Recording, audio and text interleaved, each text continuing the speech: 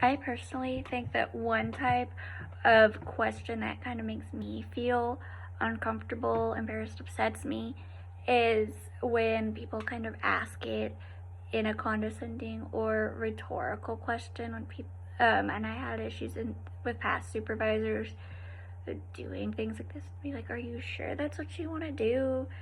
Why would you do that?"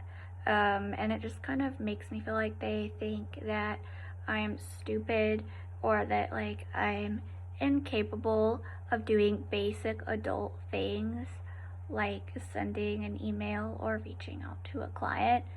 And I guess I get that they're probably trying to express that they would personally do it a different way or make sure that I feel comfortable. Like, in most cases, people like that are probably trying to help, and instead I'm the one that's interpreting it as a judgment is kind of harsh, which makes me get kind of angry, and so I might be kind of passive, or I'll get short with things, like passive aggressive, or I'll just kind of get short with things and then be less forthcoming when I do need to talk to somebody about something that's going on or a problem I'm having.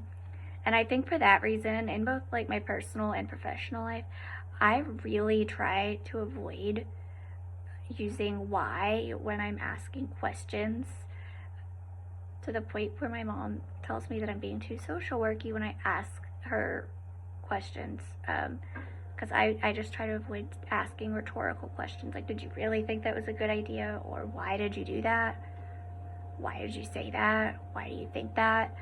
And instead try to focus on like the intention behind what they did and motivations. And sometimes that's just for me as simple as saying, instead of saying why did you do that, maybe asking, well, what motivated you to do that, or what was your reasoning behind that? Like, tell me what led to that decision.